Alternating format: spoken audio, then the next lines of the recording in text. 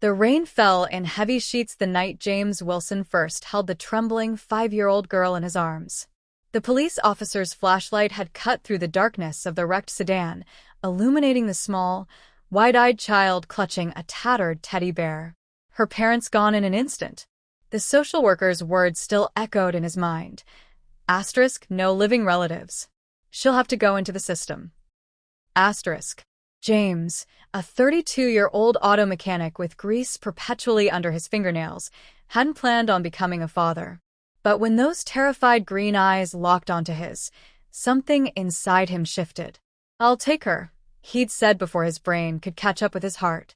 The transition wasn't easy. Lisa refused to speak for the first 3 months, waking screaming from nightmares about headlights and twisting metal.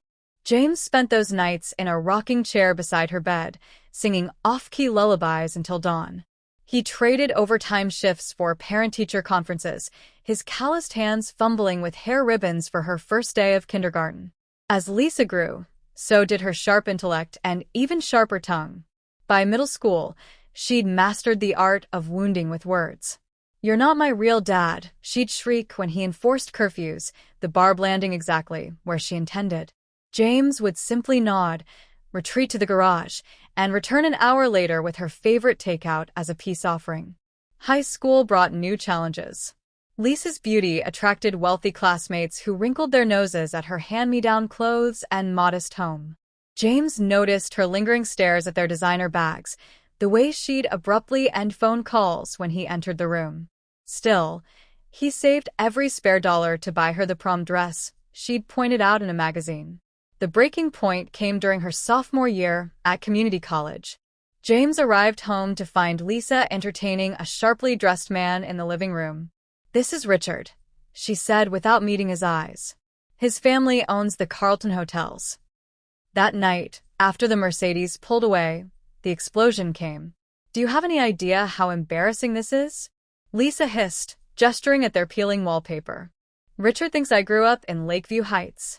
How am I supposed to explain this?" James remained silent as she listed his inadequacies: the oil stains on his work shirts, the 15-year-old pickup truck, the way he pronounced salmon with the L. When she finished, he simply asked, "You happy with this boy?" "He's giving me a real life," she snapped. 2 weeks later, the eviction notice came not from any landlord, but typed on Lisa's university stationery. "I need to move forward without you holding me back," it read. James packed his duffel bag that same afternoon, leaving behind only a note on the fridge. Asterisk, "I'll always be proud of you." Asterisk. As his taillights disappeared down the rain-slicked street, neither could have imagined how drastically their fortunes would reverse or what secrets lay hidden beneath the floorboards of the house Lisa was so eager to escape. The years rolled by, and Lisa's life took the turn she had always dreamed of, or so she thought. She had cut ties with James, her adoptive father, convinced that he was nothing more than a burden, a reminder of a past she wanted to erase. She had traded the modest home she grew up in for a luxurious penthouse, expensive cars, and a fiancé who promised her the world. But fate has a cruel way of humbling those who forget where they came from. Lisa's perfect world came crashing down when her fiancé, the wealthy businessman she had chosen over her own family, lost everything in a bad investment. Overnight, the money vanished, the lavish gifts stopped, and the man who had once promised her forever walked out without a second glance. Left with nothing but mounting debts and a shattered ego, Lisa had no choice but to return to the one place she had abandoned, the small, weathered house where James had raised her. The moment she stepped inside, a wave of memories hit her. The walls, once filled with laughter and warmth, now stood silent and cold. Dust covered the furniture, and the air smelled of neglect. She wandered through the rooms, her fingers brushing against old photo frames, pictures of birthdays, school events, moments when James had been there for her, always smiling, always proud. A pang of guilt twisted in her chest, but she pushed it aside. She wasn't here to reminisce. She was here to find anything of value, something she could sell to get back on her feet. As she rummaged through drawers and boxes, her frustration grew. There was nothing. No hidden jewelry, No stacks of cash, just old clothes, worn-out books, and faded memories. Then, beneath a pile of yellowed newspapers in James's old desk, her fingers touched something solid. A small, locked metal box. Her heart raced as she shook it. Something was inside. She searched for a key, tearing through the room until she found one taped beneath the desk drawer. With trembling hands, she unlocked the box and lifted the lid. Inside was a single envelope, her name written in James's familiar handwriting. For a moment, she hesitated. What could he possibly have left her? An apology?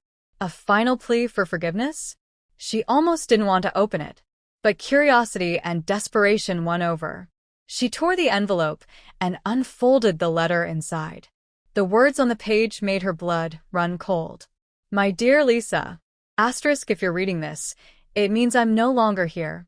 I never wanted you to struggle, so I set aside $5 million in a trust fund under your name. All you had to do was ask. Asterisk. Her breath caught in her throat.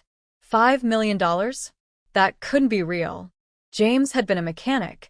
He barely made enough to keep the lights on. How could he possibly have had that kind of money? She kept reading. Asterisk, years ago, I invented a small but crucial car part, a modification that made engines run more efficiently. I never told you because I didn't want it to change us. A big company bought the patent and the money piled up over time. I put it all away, waiting for the day you might need it. I had hoped to give it to you myself, but life had other plans. Asterisk. Lisa's hands shook. This couldn't be happening. All this time, the man she had cast aside had been sitting on a fortune meant for her. The letter continued. Asterisk, the account details are with my lawyer, Mr. Daniels. Call him. The money is yours. No conditions, no strings. Just know that no matter what happened between us, I never stopped loving you. Asterisk. Always your father. Asterisk, James. Asterisk. Tears blurred her vision as she collapsed into a chair. The weight of her choices crashed down on her. She had thrown him away. She had called him worthless. And all along, he had been protecting her, even when she didn't deserve it. With the letter clutched in her hand, she grabbed her phone and dialed the number scribbled at the bottom of the page. A calm, professional voice answered. Asterisk, Law Office of Daniels and Pierce. Asterisk. Lisa swallowed hard. Asterisk, I need to speak to Mr. Daniels. It's about James Wilson's trust fund. Asterisk. There was a pause. Then the voice softened. Asterisk, Lisa, we've been expecting your call. Asterisk. The polished marble floors of Daniels and Pierce law offices reflected Lisa's disheveled appearance as she stepped through the glass doors. Her once manicured nails were chipped, her designer handbag replaced with a discount store tote. The receptionist's practiced smile faltered upon seeing her name on the appointment ledger. Mr. Daniels has been expecting you, she said, her tone carrying unspoken judgment. The oak-paneled conference room smelled of lemon polish and old money. Attorney Charles Daniels, a silver-haired man with piercing blue eyes, sat waiting beside a stack of legal documents. He didn't rise when Lisa entered. Miss Wilson, he acknowledged, gesturing to the chair opposite him. Or, do you still go by Prescott now? The barb about her short-lived engagement landed with precision. Lisa's fingers trembled as she placed James' letter on the table. I want to know about this trust fund. Daniels adjusted his wire-rimmed glasses, taking his time before responding. Your father established the account 12 years ago, when you turned 16. The initial deposit was $2.3 million from the sale of his automotive patent to German manufacturers. He slid a black and white photograph across the table, a younger James shaking hands with suited executives in front of a BMW factory. Lisa's throat constricted. She remembered that week. James had claimed he was attending a mechanics conference in Detroit. She'd been too busy sneaking vodka from his liquor cabinet to notice the international flight tickets in his laundry. The principal has grown to $5.4 million through conservative investments, Daniels continued, producing bound financial statements. There were 3 conditions for disbursement. He tapped the first page of the trust agreement. Completion of your college degree. Lisa flinched. She dropped out sophomore year. Marriage to someone who passed James' background check. Her cheeks burned remembering Richard's embezzlement charges. Or his death. A heavy silence filled the room. Daniels opened a drawer, withdrawing a small velvet box. He bought this the day you turned 18. Inside rested a Tiffany solitaire pendant. Meant to give it to you at graduation. When you didn't invite him, he kept adding to your trust instead. Lisa's vision blurred as the lawyer revealed the final cruelty. The money clears tomorrow. But you should know. He produced a manila envelope stuffed with medical records. Stage 4 pancreatic cancer. Hospice care receipts. A handwritten note from a nurse. Asterisk patient refuses treatment to preserve inheritance. Requests no contact with daughter to prevent guilt. Asterisk. The dates punched the air from Lisa's lungs. James had been diagnosed 6 months before she kicked him out. The eviction notice she'd served coincided with his first chemotherapy appointment. Daniels stood abruptly. The account manager at First National will process your withdrawal. I suggest bringing identification and... His gaze swept over her stained blouse. Perhaps a change of clothes. The walk to the bank passed in a haze. Lisa moved like a sleepwalker through the gleaming financial district, past women who wore the life she'd thrown away. The bank manager, a sympathetic middle-aged woman, gasped when she accessed the account. "Oh, honey," she murmured, seeing the beneficiary name. "Jimmy talked about you every Friday when he made his deposits." Safety deposit box 227B contained one final revelation, a VHS tape labeled Lisa's 10th birthday in James' handwriting. The bank's media room screen flickered to life, showing cake-smeared footage of a beaming James adjusting the camcorder. "For when you're older," his recorded voice explained as younger Lisa blew out candles. The camera panned to show the modest living room, and in the corner, barely visible behind the recliner, the unmistakable edge of a prototype engine part stamped with patent numbers. The date on the tape was 3 years before James' windfall. He'd invented it watching her sleep, sketching designs on pizza box lids while she watched MTV in the next room. Every dollar had always been hers. At dusk, Lisa found herself standing outside St. Mary's Cemetery, the bank check crumpled in her fist. The caretaker directed her to plot 1147, where fresh flowers adorned a simple granite marker. Asterisk James Anthony Wilson. Beloved father. I kept the porch light on. Asterisk. The ground beneath her knees was still soft from the recent burial. Somewhere in the city, Richard was schmoozing investors at a rooftop bar. Her former sorority sisters were posting yacht selfies. And the only man who'd ever truly loved her lay underground in a suit she'd never seen him wear. Lisa pressed her forehead against the cold stone as the security lights flickered on. For the first time in 15 years, she finally understood what James had meant about porch lights. The cemetery grass clung to Lisa's knees as she remained motionless before James' grave. The bank check for $5.4 million weighed heavier in her pocket than any amount of money ever should. Around her, the evening wind carried whispers of the past, echoes of laughter from a childhood she had spent so many years trying to forget, and now would give anything to remember properly. She didn't know how long she knelt there before noticing the small, weathered notebook placed discreetly beside the headstone. Its leather cover was cracked with age, but the gold-embossed letters were still visible for Lisa.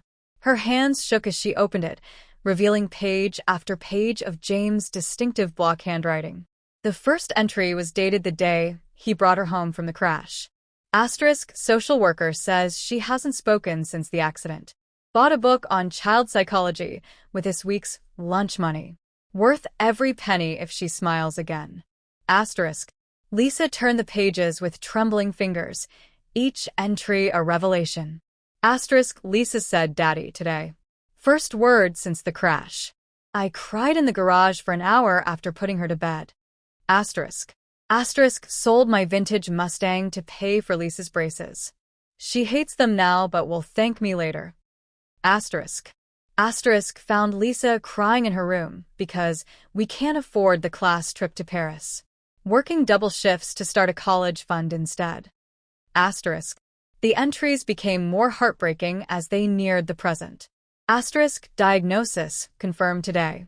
Doctor gives me 6 months. Need to make sure Lisa's taken care of before I go. Asterisk.